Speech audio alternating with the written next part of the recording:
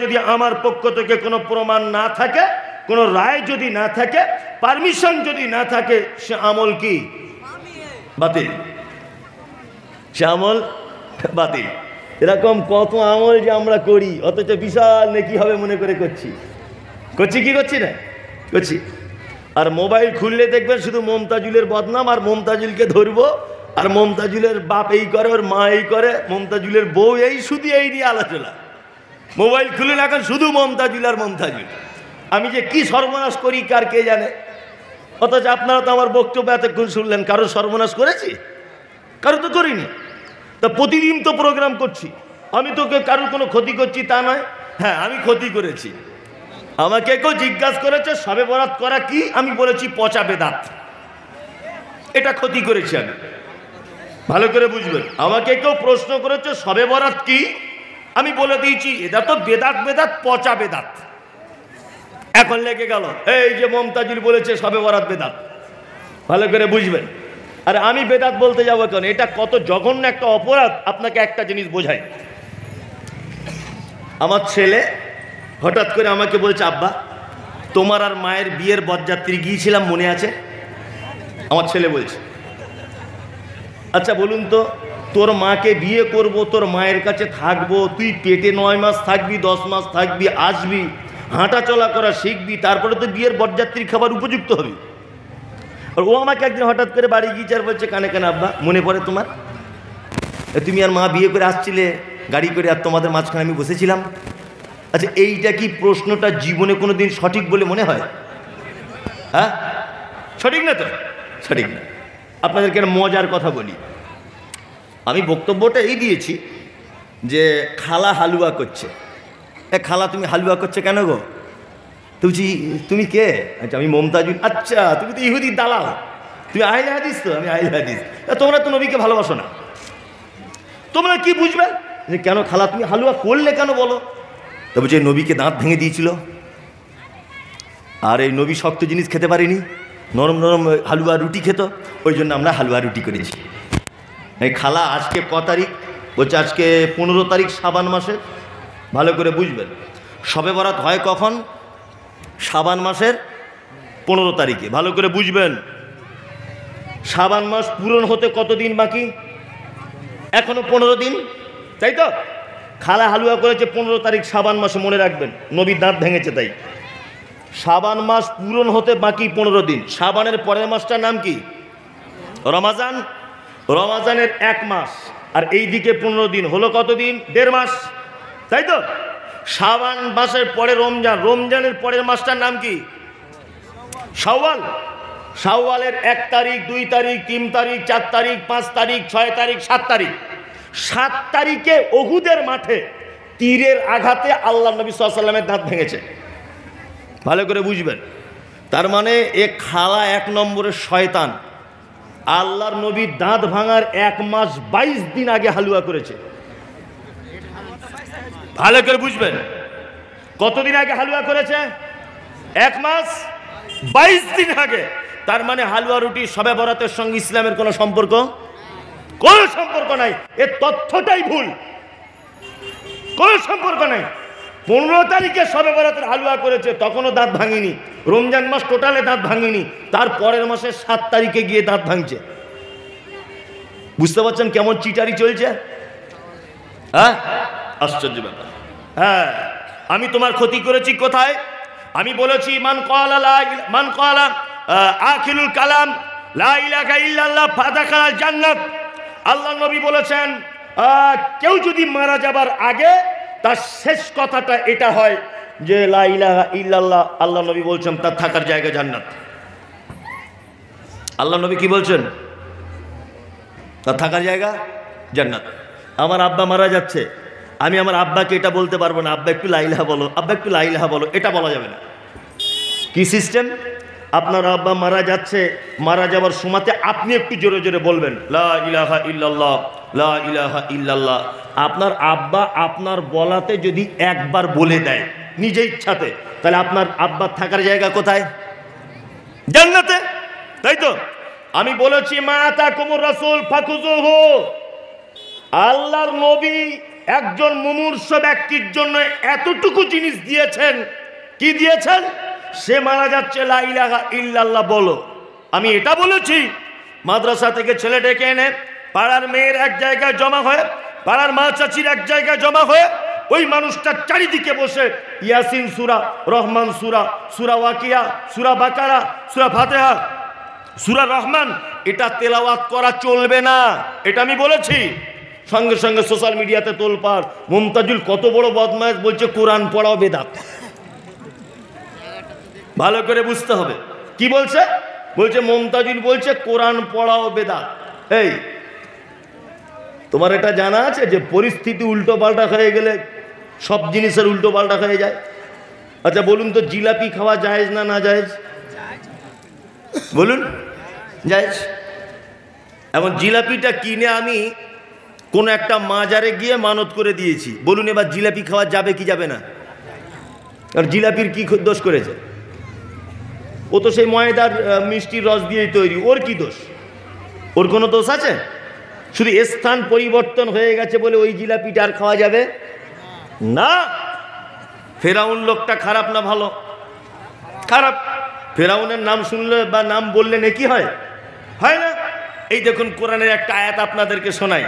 যারাবাল্লাহু মাসালাল লিল্লাযীনা আমানু ইমরাআতা ফিরাউন ইযা ক্বালাত রাব্বি বিলি ইনদাকা বাইতান ফিল জান্নাতি ওয়া নাজ্জিনি মিন ফিরাউন ওয়া আমালিহি ওয়া নাজ্জিনি মিনাল কওমিজ জালিমিন। কোরআনের একটা আয়াত আমি আবার বলছি, ফিরাউনের নাম আয়াতটা কবার এসছে দেখবেন। যারাবাল্লাহু মাসালাল লিল্লাযীনা আমানু ইমরাআতা ফিরাউন, একবার। ইয ক্বালাত রাব্বি বিলি ইনদাকা বাইতান ফিল জান্নাতি ওয়া নাজ্জিনি মিন ফিরাউন ওয়া আমালিহি ওয়া নাজ্জিনি মিনাল কওমিজ জালিমিন। কবার এসছে? দুইবার। তো ফিরাউন বদমাশ লোক, এখন ওর নাম আল্লাহ কোরআন ঢুকিয়ে দিয়েছে। বলুন তো ওর নাম বললে প্রত্যেক অক্ষরে 10টা করে নেকি হবে কি হবে না? হবে। আবু লাহাব খারাপ লোক না? খারাপ লোক তো, হ্যাঁ, নবীর দুশমন। এই দেখুন আল্লাহ বলছে তাব্বাত ইয়াদা আবি লাহাব আতাব্বা, ওর নাম আল্লাহ কোরআনে দিয়ে দিয়েছে প্রত্যেক অক্ষরে 10টা করে নাকি। প্রত্যেক অক্ষরে কটা করে নাকি? 10টা। আরে আমি মুমতাজুল ইসলাম কোরআন পড়া বেদাত এই কারণে বলেছি, কোরআন বলি যে সব জায়গাতে পড়া যাবে। কে তোমাকে এটা বললো? কোরআনে একটা সূরা আছে 3 বার পড়লে কোরআন একবার খতম করার নেকি পাওয়া যায়। কোন সূরা? ইখলাস। আপনি নামাজ পড়ছেন, আমার দিকে ফিরুন। আল্লাহু আকবার।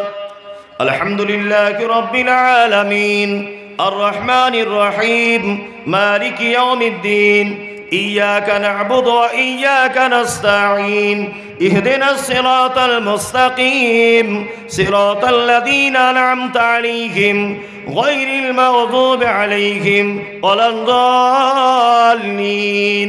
আমিন। আরেকটা সূরা পড়লেন, আল্লাহু আকবার, রুকুতে চলে গেলেন, গিয়ে যদি 3 বার কুলহুটা পড়েন, 3 বার। কেন ওটা এত দামি সূরা পড়লে কাজ হবে না কেন?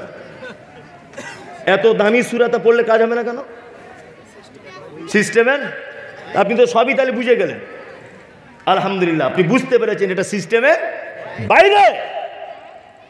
তার মানে বুঝতে পারা যাচ্ছে যে কুলহু আল্লাহু আহাদ যত দামি সূরাই হোক রুকু সেজদাতে চলবে না। সুবহান রাব্বিয়াল আলা আর সুবহান রাব্বিয়াল আজিম ওই দিয়েই পড়তে হবে। যতই মাস্টারি করো তুমি ওখানে ঢোকাবার চলবে না। তার মানে এক কথাতে আপনি বুঝে যান যে ইবাদত এবং ভালো কাজ আল্লাহর নবী যেভাবে যে পদ্ধতিতে করতে বলেছেন, পদ্ধতি যদি চুল পরিমাণ এদিক ওদিক হয়ে যায় তাহলে আর ভালো কাজ চলবে না। মুহাম্মদ সাল্লাল্লাহু আলাইহি ওয়াসাল্লাম বিদায় হজের সময় 1.5 লক্ষ সাহাবীর সামনে বক্তব্য দিতে দিতে তিনি বললেন, আল্লাহ তুমি সাক্ষী থাকো, সাহাবীরা তোমরা সাক্ষী থাকো। কোরআনের আয়াত অবতীর্ণ হলো, আল-ইয়াওমা আকমালতু লাকুম দীনাকুম ওয়া আতমামতু আলাইকুম নি'মাতি ওয়া রাদিতু লাকুমুল ইসলাম দীনা। আজকে ইসলামকে পরিপূর্ণ করে দেওয়া হয়েছে। এর ভিতরে সূচ পরিমাণ কেউ কিছু ঢোকাতে পারবে না, সূচ পরিমাণ কিছু বার করতে পারবে না। ইসলাম শেষ, পরিপূর্ণ, পরিপূর্ণ। তার মানে আমাদের প্রত্যেক ভালো কাজের মানদণ্ড প্রতিটা ভালো কাজের মানদণ্ড হাদিস এবং কি কোরআন। আর কোন রকমের কোনো কিছুতে ভালো কাজ নাই। কি বললাম বুঝলেন? তাহলে আপনাদের আমলের সলেহ সম্পর্কে আপনি জানালাম। এবার আপনাদেরকে বলবো, আল্লাহ সুবহানাহু ওয়া তাআলা পৃথিবীতে 4টে লোককে খুব ভালোবাসে। এই 4টে গুণ যার ভিতরে আছে তাকে সব থেকে বেশি ভালোবাসে। বলবো বলি, এই আমলটা আল্লাহ বলছে যদি 4টে কাজ কেউ করে তাদেরকে খুব ভালোবাসি। বলবো বলি, বক্তব্য সব যদি ভুলে যান এই 4টে কাজ ভুলবেন না, এটা অনুরোধ থাকলো। আর যারা অনেক ব্যস্ত মানুষ, যে কাল সকালে দুবাইয়ে যেতে হবে, প্লেন চালান, আপনি চলে যেতে পারেন। কোনো এমন গরম দেখায় জুম্মার দিনে 2 মিনিট খোদবে দিক দিক হয়ে গেলে ইমাম সাহেবদের কোনো টাইম জ্ঞান নেই। অথচ দেখবেন মসজিদ থেকে বার হয়ে দোকানের উপরে পা তুলে দিয়ে বিড়ি টানছে। কি বলছি বুঝতে পারছেন না? আর ইমাম সাহেবের যদি একটা হাদিস বলতে 2 মিনিট দেরি হয়ে যায় তো ও এমন ব্যস্ততা দেখায় যে মনে হয় প্লেনের ড্রাইভার, ও দুবাই যাবে, ওর জন্য মনে হয় 300 লোকের যাত্রার অসুবিধা হয়ে যাচ্ছে, এমন ভাব দেখায়। ওই জন্য বলছি ব্যস্ততা দেখাবেন না। আমি এসেছি প্রায় 450 কিলোমিটার মনে হয় হবে, আমি জানি না, আমার ড্রাইভার জানে। এতটা রাস্তা, আবার আমাকে এতটা রাস্তা ফেরত যেতে হবে। আপনার থেকে আমি বেশি ক্লান্ত, আর আমি লম্বা লোক। আরে গাড়িতে বসে আসা, এই যে কি জ্বলন, এটা আমি ছাড়া আর কেউ জানে না। পা গুটিয়ে যে বসে থাকা জেলখানার মতো, এ কঠিন ব্যাপার। তারপরেও আল্লাহ প্রতিদিন প্রোগ্রাম করাচ্ছে, শরীরও সুস্থ, গলাও ভাঙে না, ঘুমও লাগে না, কোনো অসুবিধাও নেই। এটা আল্লাহর পক্ষ থেকে আল্লাহ সিলেক্ট করেছে, মমতাজুল তোর কাজই এই, তুই এই করেই বেড়া। আল্লাহ এটা কবুল করেছে, তো আমি কি করব? আবার চারিদিকের হুমকি, এ তো আছেই আছে, বুঝলেন না? যাই হোক, আপনার জন্য দোয়া করবেন, আমার জন্য। আপনাদেরকে আমি 4টে ভালো কাজ বলছি পবিত্র আল কোরআন থেকে। আর এই 4টে ভালো কাজের যে তথ্যগুলো ব্যবহার করব, আপনার কাছে অনুরোধ, এই তথ্যগুলো আপনি একেবারে হৃদয়ে গেঁথে নেবেন ইনশাআল্লাহ। আল্লাহ বলছেন, আল্লাযীনা ইউনফিকুনা ফিস সাররাই ওয়াজ যাররাই ওয়াল কাযিমিনাল গায়যা ওয়াল আফিনা আনিন নাস ওয়াল্লাহু ইউহিব্বুল মুহসিনিন। الذين ينفقون في السراء والضراء والكاظمين الغيظ والعافين عن الناس والله يحب المحسنين। আল্লাহ বলছে, বান্দা যদি 4টে কাজ করো তোমাকে আমি সব থেকে বেশি ভালোবাসি। আল্লাহু ইউহিব্বুল মুহসিনিন। আল্লাহ বলছে 4টে জিনিস যার ভিতরে আছে সব থেকে বেশি তাকে পছন্দ করি, তাকে ভালোবাসি। এক, আল্লাযীনা ইউনফিকুনা ফিস সাররাই ওয়াজ যাররাই। আল্লাহ বলছে যারা আমার রাস্তায় সুবিধাতে এবং অসুবিধাতে, অভাবে এবং সচ্ছলতাতে, কষ্টতে এবং আনন্দতে, দুঃখে এবং সুখে যারা আমার রাস্তায় দান করে। যদি বলছেন মৌলভী সাহেবরা পারে ভালো, মসজিদের কালেকশানে জলসা তো নিয়ে ঠিক দানের লাইন এসছে, তাই তো? আমি আপনাকে এ কথা দিয়ে গেলাম, আল্লাহর কসম, আল্লাহর কসম, আমি আপনাকে মসজিদের কালেকশন করার উদ্দেশ্যে এই তথ্যটা দিচ্ছি না। আমি এটা আপনাকে বোঝাতে চাইছি পৃথিবীতে এত ভালো কাজ রয়েছে।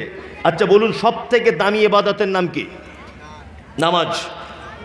দামি ইবাদতের নাম কি? নামাজ। কোরআনে এক জায়গায় খুলে আপনি দেখান যে আল্লাহ কোথাও বলেছে আমি নামাজিদেরকে পছন্দ করি। দেখান, দেখান দেখি। রোজা, সিয়াম, তাই না? 30 দিন ইবাদত, এটা 30 দিনের ইবাদত। কোরআনে এক জায়গায় দেখান আল্লাহ কোথাও বলেছে যে রোজা যারা করে তাদেরকে খুব পছন্দ করি। খুঁজে বার করুন তো। না, আল্লাহ পছন্দ করার ভিতরে তালিকায় রেখেছে প্রথমে কি? দান। কেন? এই কেনটা যদি বলি আপনি আধ ঘন্টা টাইম লাগবে। এইটা শুনে আপনি বাড়ি চলে যেতে পারেন, আর অসুবিধা নেই। এক, আচ্ছা কিছু কিছু পাপ আছে যে পাপের জরিমানা আল্লাহ দুনিয়াতে করেছেন আর আল্লাহর নবী দুনিয়াতে করেছেন। কিছু ভুল আছে যে ভুলের জরিমানা আছে না নেই? আছে। দুপুর 12টার সময় আপনার বউয়ের সাথে ঝামেলা হয়েছে। দুপুর 12টায় যে ঝামেলা করতে করতে আপনার বউকে বলছেন, এ কারিমা, আল্লাহর কসম বলছি তোর মায়ের বাড়ি জীবনে যাব না, বলে দিয়েছেন দুপুরবেলা। রাতের বেলা এক জায়গায় শুয়েছিলেন, আল্লাহর পক্ষ থেকে আবার প্রেম ভালোবাসা হয়েছে। তো সকালে উঠে মুচকে মুচকে হাসছে আর বলছে, দেখ কারিমা রাগ করিস না, ওটা রাগের মাথায় বলে দিয়েছিলাম, চল মোটর সাইকেলটা বার করছি, চল কুমেদপুরে যাই, একবার তোর মায়ের সাথে দেখা করে আসি। এও তখন ভাবছি স্ত্রীটা তাহলে আল্লাহ ওকে রহম করেছে, আবার আমার মায়ের বাড়ি যাবে। নির্লজ্জের মতো বউকে পিছনে বসিয়ে চলে গেল ভো করে শ্বশুর বাড়ি। আর তার আগের দিন দুপুরবেলা কি বলেছিল, আল্লাহর কসম বলছি যাব না। এরকম অনেক যুবক ছেলে বা পরিস্থিতিতে বলে কি বলে না, বলে। আচ্ছা, এই যে কসম করেছিল, কসমটা টিকিয়ে রাখতে পারেনি। আচ্ছা বলুন তো, জরিমানা আছে না নেই? আচ্ছা, জরিমানা, এই জরিমানা আদায় করতে গেলে তো মোটামুটি এখন 60 বছর লাগবে। মানে কসমের তো শেষ নাই, কথায় কথায় কসম। মায়ের কসম, নানির কসম, মসজিদের কসম, কাবার দিকে ফিরে বলছি, চাঁদে হাত দিয়ে বলছি, মানে কসমের তো শেষ নাই। অথচ আল্লাহ ছাড়া কারো নামে কসম করা চলবে না। কসমের জরিমানা কি? 10 জন মিসকিনকে খেতে দিতে হবে। কয়জন? আমার দিকে ফিরুন, কয়জন? 10 জন। মমতাজুল সাহেব 10 জন যে খেতে দিতে পারবো না, অবস্থা খারাপ। তাহলে খারাপ অবস্থায় 3টে রোজা রাখতে হবে। কটা? 3টা। তাহলে একবার যদি কসম রক্ষা করতে না পারেন, জরিমানা কটা? 2টা। এক মানে 2 প্রকারের জরিমানা। এক, 10 জন মিসকিনকে সাদকা করতে হবে, আর না হলে 3টা রোজা রাখতে হবে। তাহলে একটা ভুলের জরিমানা দেখালাম, আর একটা ভুলের জরিমানা দেখাই। একটা লোক উমরা করতে গেল বা হজ করতে গেল। উমরা করার নিয়ম হচ্ছে, ভালো করে শুনুন, মিকাত থেকে এহরাম পড়তে হয়। তারপরে কাবাতে পৌঁছানোর পর কাবাকে 7 বার চক্কর দেওয়াকে একটা তওয়াফ বলে। তওয়াফ শেষ করার পর মাকামে ইব্রাহিমকে সামনে রেখে 2 রাকাত নামাজ পড়তে হয়। মাকামে ইব্রাহিমে নামাজ পড়া হয়ে গেলে জমজমের পানি পান করতে হয়। তারপরে চলে যেতে হয় সাফা। আল্লাহ বলেছে, ইন্না সাফা ওয়াল মারওয়াতা মিন শাইরিল্লাহ। সাফা পাহাড় থেকে সাই করা শুরু করবে, মারুয়া পাহাড়ে গিয়ে শেষ হবে। সাফা মারুয়া দৌড়ানো শেষ, বেলেট দিয়ে হোক, কাঁচি দিয়ে হোক, মাথার চুলগুলোকে ন্যাড়া করে নিবে, ওমরা শেষ। ভালো করে বুঝবেন। তাহলে কাবা কতবার চক্কর দিলে একটা তওয়াফ হয়? 7 বার। একটা লোক জানে না 6 বার দিয়েছে। সাফা মারুয়া কয়বার ছুটতে হয়? 7 বার। একটা লোক জানে না 8 বার ছুটে দিয়েছে। ভালো করে বুঝবেন। মিকাত থেকে হেরাম করতে হয়। ভারত, পাকিস্তান, বাংলাদেশের মিকাত হচ্ছে ইয়ালামলাম, যেটা প্লেনের উপরে ওই জায়গাটা পার হয়। ইয়ালামলাম একটি জায়গা। ওই জায়গাতে প্লেন যখন পৌঁছাবে তখন প্লেনের কর্তৃপক্ষ অ্যানাউন্স করবে, হাজী সাহেব মিকাত অতিবাহিত হচ্ছে, মিকাত আমরা পার হচ্ছি, এহরাম পড়ুন। হাজী সাহেব এহরাম পড়বে। যদি প্লেন প্রথমে মদিনায় ঢোকে, তাহলে মদিনা থেকে কিছু দূর গিয়ে একটা মসজিদ আছে, তার নাম জুলহুলাইফা। এই জুলহুলাইফা মসজিদে গিয়ে এহরাম পড়বে। ওইখান থেকে লাব্বাইক আল্লাহুম্মা লাব্বাইক, লাব্বাইক লা শারীকা লাক লাব্বাইক, ইন্নাল হামদা ওয়ান নি'মাতা লাকা ওয়াল মুলক লা শারীকা লাক। তালবিয়া পাঠ করতে করতে করতে করতে হাজী সাহেব মক্কায় ঢুকবে। ঘটনা হচ্ছে, ও মিকাতে ঠিক সীমানাতে এহরাম পড়তে পারেনি। 6 বার তওয়াফ করেছে, 1 বার মিস করেছে। হজ করতে গিয়ে কুরবানি করতে হয়, করতে পারেনি। হজ করতে গিয়ে জামারাতে পাথর মারতে হয়, মারতে পারেনি। কোনো একটা রুকুন, কোনো একটা সিস্টেম সে ইচ্ছা করে অনিচ্ছাকৃতভাবে হোক মিস হয়ে গেছে। বলুন তো, তার জরিমানা আছে না নেই? আছে। জরিমানা কি? আল্লাহ বলছেন, হাজী সাহেব মক্কায় থাকা অবস্থায় সাদাকা করো, দান করো, দম দাও, দান করো, সাদকা করো। মৌলভী সাহেব মক্কায় তো হজের সময় ফকির টকির দেখতে পাওয়া যায় না, ওমরার সময়তে দেখতে পাওয়া যায়। হজের সময় খুব একটা দেখতে পাওয়া যায় না, কারণ আমি 2-3 মাস পর পর যাই, আমি দেখেছি। মৌলভী সাহেব তাহলে যদি সাদকা করার সুযোগ না পাই তাহলে কি করব? তাহলে আপনার জন্য অপশান হচ্ছে, মক্কায় থাকা অবস্থাতে 3টা রোজা রাখতে হবে। বাড়ি আসবেন, ফেরত আসার পরে রাখতে হবে 7টা রোজা। টোটাল জরিমানার রোজা 10টা। মক্কাতে 3টা, বাড়ি এসে 7টা। আর এইটার আগে কি বলেছি? কিছু দান করতে হবে, সাদকা করতে হবে। তাহলে 2টো ভুলের জরিমানা কি দিয়ে? দান আর রোজা বা সিয়াম, তাই না?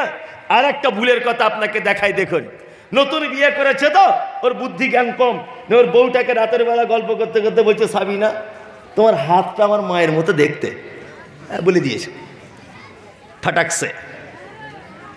ও বুঝে না, মানে কোনোদিন তো মেয়ে ছেলে দেখিনি, নতুন বিয়ে করেছে, মাথায় কাজ করছে না, মানে কি ছিনু আর কি হুনু। বিয়ে করে ওর বউকে বলছে, দেখো তোমার মুখটা অনেকটা আমার মায়ের মতো দেখতে, তোমার পিঠ অনেক আমার মায়ের মতো দেখতে। আচ্ছা, এইটা যদি কেউ বলে তাহলে বলুন তো এটা পাপ হলো কি হলো না? হলো। এটা শুধু পাপ নয়, এটা যদি দাঁড়ি পাল্লাতে এরকম করে তোলা হয় তার দাঁড়ি পাল্লার দড়ি ছিঁড়ে পড়ে যাবে, এত বড় পাপ। যদি বলছেন এই পাপের জরিমানা কি? আল্লাহু আকবার। আরবিতে বলা হয় জিহার। আরবিতে কি বলা হয়? জিহার। কোরআন কি বলছে? কদ সামিআল্লাহু কাওলাল্লাতী তুজাদিলুকা ফি জাওজিহা ওয়া তাসতাকি ইলাল্লাহ। আল্লাহ এই প্রসঙ্গে একটা সূরা পর্যন্ত অবতীর্ণ করে দিয়েছেন। সূরাটির নাম সূরা মুজাদালা। সূরাটির নাম সূরা মুজাদালা। কেউ যদি তার স্ত্রীকে বলে তোমার হাতটা আমার মায়ের মতো, তোমার পিঠটা আমার মায়ের মতো, তোমার পেট আমার মায়ের মতো, তোমার মুখটা আমার মায়ের মতো, প্রথম জরিমানা কোরআন করছে কি? ফাতাহরিরু রাকাবাতিম মিন ক্বাবলি আন ইয়াতামাসসা। নিজের টাকা দিয়ে একটা গোলাম কিনে আজাদ করো, তারপর তোমার বইয়ের গায়ে হাত দাও, তার আগে হাত দিতে পাবে না। নিজের টাকা দিয়ে গোলাম কিনে কি করতে হবে? আজাদ করতে হবে। মমতাজুল সাহেব টাকা পয়সা তো খুব কম, কি করে গোলাম আজাদ করব? আল্লাহ তারপরে জরিমানা করছেন, ফামাল্লাম ইয়াজিদ ফাসিয়ামু শাহরাইন মুতাতাবিআইন। তাহলে ওই অপরাধী যেন পরপর 60টা রোজা রাখে। কটা? 60টা। এবার 60টা রোজা রাখছিল ধরে নেন, রোজা রাখতে রাখতে ঠিক 59টা রোজার দিনে একটা রোজা ভেঙে গেছে, আবার প্রথম থেকে শুরু। এখানে আলেম ওলামারা কি জিজ্ঞেস করে, ভুল বলছি আমি? 58টা রোজা করেছে, একটা রোজা ভেঙে গেছে, আবার প্রথম থেকে শুরু। এ কঠিন গেঁড়া কল। এমনি তো রমজান মাসে রোজা রাখতে পারি না, আবার 60টা এই সামান্য ব্যাপারে। এই দেখুন মৌলভী সাহেব, আমি 60টা রোজাও করতে পারবো না, তাহলে এখন আমার কি হবে? বউ কি ঘুরিয়ে পাবো? আল্লাহ তারপরে বলছেন ফাইলাম ইস্তাতি ফাইতামু সিত্তিনা মিসকিন। শেষ জরিমানা 60 জন মিসকিনকে খেতে দাও। কজন? 60 জন। তাহলে স্ত্রীকে মায়ের সাথে তুলনা করলে জরিমানা 3টা। এক, নিজের টাকা দিয়ে গরিব মানুষ জেলখানাতে বন্দি আছে, তাকে ছাড়াতে হবে। 2 নম্বর 60টা রোজা রাখতে হবে। 3, 60 জন মিসকিনকে খেতে দিতে হবে। তাহলে এই ভুলের 2টো জরিমানা কি দিয়ে? দান। 2টো জরিমানা দান। আপনাকে আমি বোঝাচ্ছিলাম, আল্লাহ কোরআনে বলেছে ভালোবাসি কাদের? যাদের ভিতরে 4টে গুণ আছে। প্রথম গুণ, যারা সচ্ছলতায় অসচ্ছলতায় আল্লাহ রাস্তায় দান করে। দান কত গুরুত্ব এবার আপনাকে বোঝাই। দানের বক্তব্য তো অনেক শুনেছেন, আমার কাছে একটু শুনুন কেমন লাগে। মুহাম্মদ সাল্লাল্লাহু আলাইহি ওয়াসাল্লাম বলেন, ইত্তাকুন নার ওয়ালাউ বিশিক্কি তামারিন।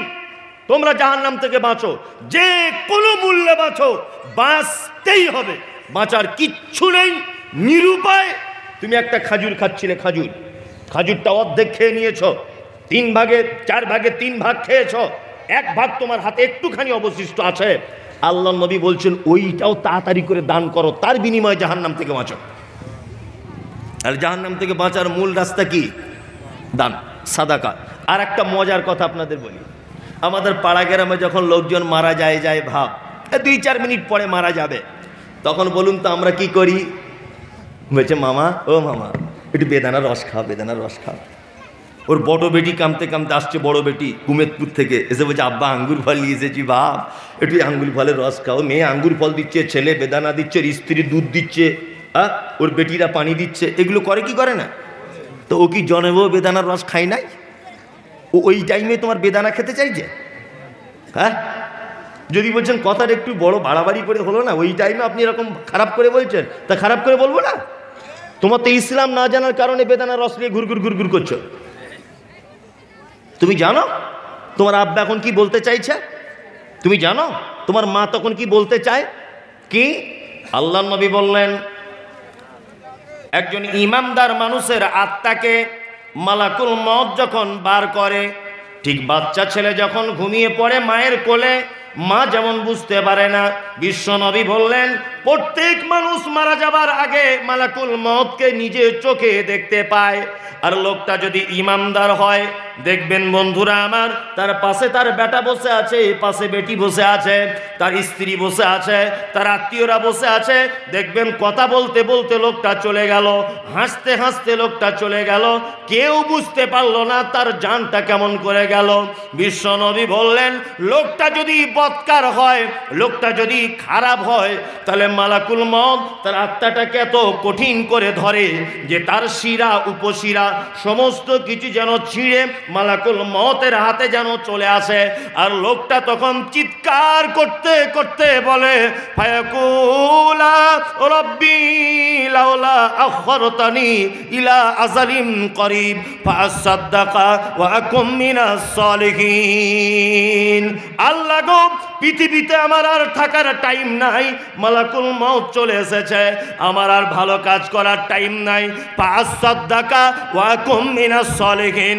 আল্লাহ তুমি একবার যদি আমাকে তুমি সুযোগ দাও, তাহলে আমি কিছু দান করে আসব, আমি কিছু সাদাকা করে আসব, তার বিনিময়ে ভালো লোক হয়ে তোমার কাছে আসব, তার আগে তুমি আমার জান নিয়ে নিও না। লোকটা বলে, লোকটা তাহলে বদকার লোক হলে। আর একটা জিনিস বলে দিই, দেখবেন আমাদের অনেক মানুষ মারা যাওয়ার সময়তে ভালো মৃত্যু আর খারাপ মৃত্যুর একটা লক্ষণ, যদিও এটা ডাইরেক্ট হাদিস এবং কোরআন দিয়ে বলছি না, মুহাদ্দিসিনগণ ব্যাখ্যা করতে গিয়ে তেনারা বলেছেন ভালো মৃত্যু আর খারাপ মৃত্যুর একটা লক্ষণ। কিছু মানুষ দেখবেন হাসতে হাসতে হাসি মুখে চলে গেল, ভেবে নিতে পারেন লোকটার ভালো মৃত্যু হয়েছে। কিছু মানুষ দেখবেন মরার আগে গাল হা করে আছে, আমি উপহাস করছি না বন্ধু, কারো দেখবেন হাতগুলো বেঁকে যাচ্ছে, কারো দেখবেন পা গুলো বেঁকে যাচ্ছে, ঘাড় বেঁকে যাচ্ছে, যায় কি যায় না। বিশ্বনবী বললেন লোকটা যদি ভালো লোক না হয়, ইমাম যদি তার চাঙ্গা না থাকে, আমল যদি তার ভালো না থাকে, মালাকুল মউত এত কঠিন করে তার আত্মাটাকে ধরে, ওই লোকের শিরা উপশিরা সব যেন মালাকুল মউতের হাতে যেন চলে আসে। আর ওই লোকটা বারবার একটা কথা বলে, আল্লাহ কোরআনে ওই লোকটার কথা নোট করে দিয়ে তার মনের ইচ্ছার কথাটা জানিয়েছেন কি, ফায়াকুলা রব্বি লাউলা আখরতানি ইলা আজালিন করিব ফাসাদ্দাকা ওয়া আকুম মিনাস সালিহিন। ওই লোকটা বলে আল্লাহ গো, পৃথিবীতে আমার আর টাইম নাই, আমার টাইম শেষ, আমাকে একটু তুমি সুযোগ দাও, আমি গিয়ে কিছু দান করে আসি, আমি গিয়ে কিছু সাদকা করে আসি, তারপরে আমি তোমার কাছে আসবো ভালো মানুষদের দলভুক্ত হয়ে। তার মানে একটা মানুষের জীবনের শেষ ইচ্ছাটা কি, আল্লাহ একটু টাইম দাও, দান করে আসি, আল্লাহ একটু টাইম দাও, আমাকে সাদকা করি। এবার এখানে আর একটা ইম্পর্টেন্ট কথা বলি, আচ্ছা সব থেকে দামি ইবাদতের নাম কি বলুন? নামাজ, তারপর রোজা, তারপর যাকাত, তাই না? তো কই লোকটা একবার বলছে না যে আল্লাহ একটু টাইম দাও, 2 রাকাত নামাজ পড়ি? সব থেকে দামি ইবাদত, যে ইবাদত ছেড়ে দিলে মানুষ মুসলিম থাকতে পারে না। লোকটা তো একবার বলছে না যে আল্লাহ একটুখানি টাইম দাও, একটুখানি টাইম দাও, আল্লাহ একটু টাইম দাও, 2 রাকাত নামাজ পড়ি। কারণ পৃথিবীতে প্রতিটা ইবাদতের নির্দিষ্ট একটা পদ্ধতি আছে। ওযু করার আগে গোটা শরীর পবিত্রতা অর্জন করতে হয়। আপনি পবিত্রতা অর্জন করার পরে আপনি ওযু করবেন, আর ওযু করার সময়তে বিসমিল্লাহ বলে শুরু করতে হয়। ভালো করে বুঝবেন, নামাজ পড়ার আগে ওযু করা লাগে, তার আগে পবিত্রতা অর্জন করা লাগে।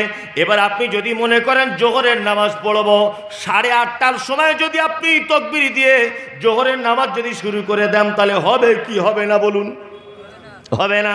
আপনি আসরের নামাজটা যদি মনে করেন 11:30টার দিকে পড়বো, চলবে কি চলবে না? চলবে না। আপনি এশার নামাজটা যদি মনে করেন সন্ধ্যা 6টার সময় পড়ে নিব, চলবে না। তার মানে পৃথিবীতে যত ইবাদত আছে, প্রত্যেক ইবাদতের নির্দিষ্ট পদ্ধতি আছে। আপনি রোজা করবেন, সাহারি খাওয়া লাগবে, সারাদিন আপনার স্ত্রীর সঙ্গে যা করতে আপনি পছন্দ করেন দিনের বেলা করতে পাবেন না।